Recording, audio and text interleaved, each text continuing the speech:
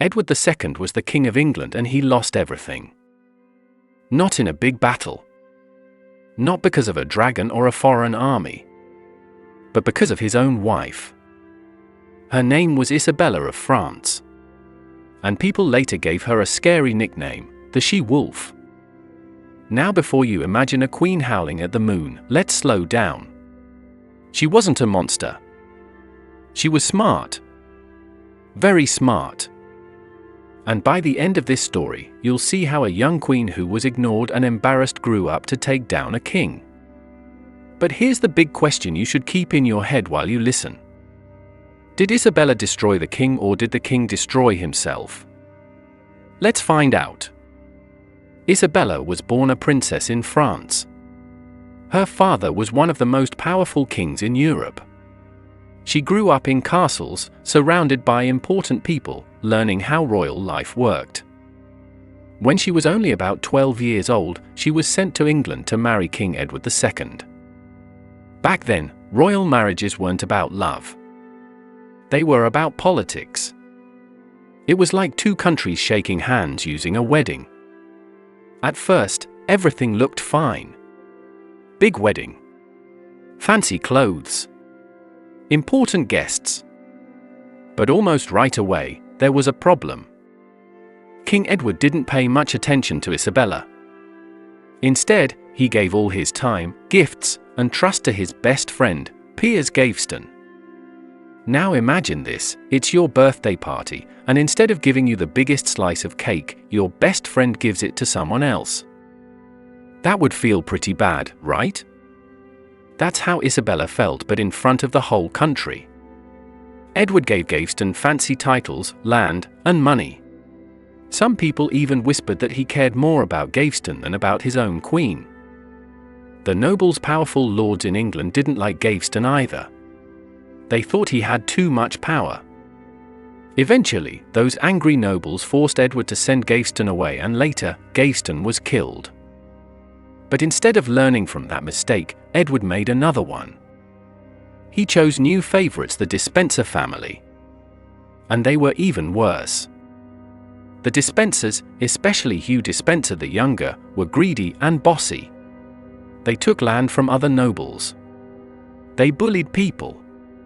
They acted like they were more important than everyone else. And guess what? Edward let them do it. Even worse, they started taking things from Isabella. They took land that belonged to her. They stopped giving her money she was supposed to have as queen. And Edward didn't stop them. Now think about that. If someone was being mean to your mom, and your dad just stood there and did nothing that would hurt. Isabella realized something important. She couldn't trust her own husband to protect her.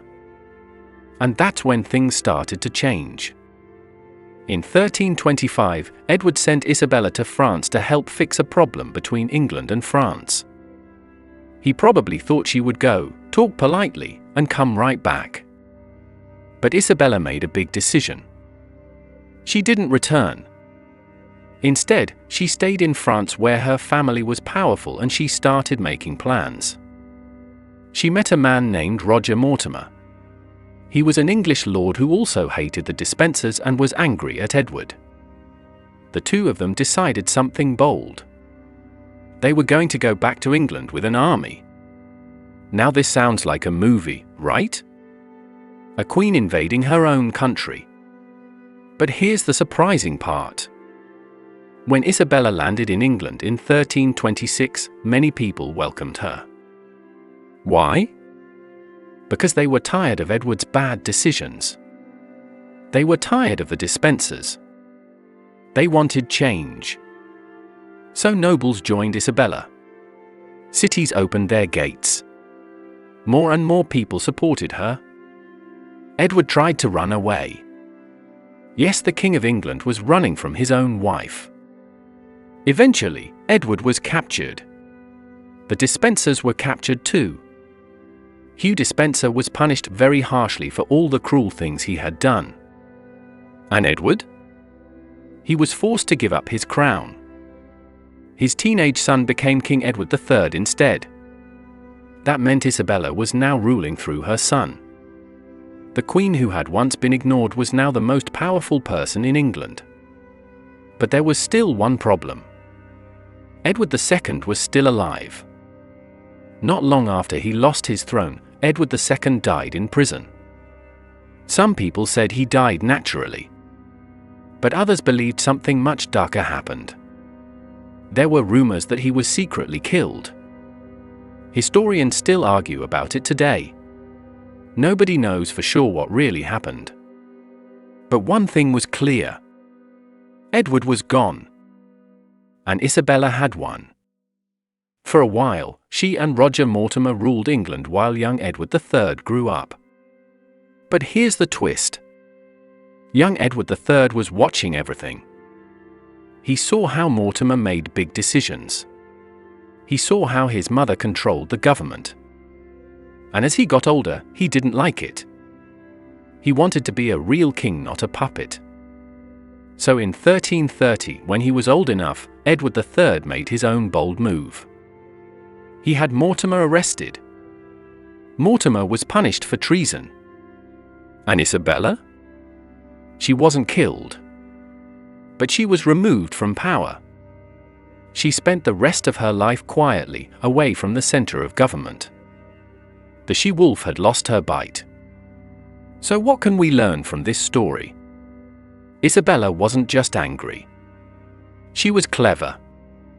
She watched. She waited. And when she saw her chance, she acted. But Edward II also made many mistakes. He ignored advice. He trusted the wrong people. He didn't treat his queen with respect. In the end, Edward didn't just lose his throne because Isabella was powerful. He lost it because he stopped being a good king. And Isabella proved something important. Even in a time when women weren't supposed to rule, a smart and determined queen could change history.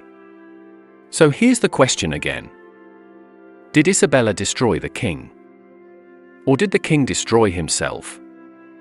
If you like this story and want to hear more real-life royal drama that feels like a movie, make sure subscribe channel for the next video. History is full of twists and the next one might surprise you even more.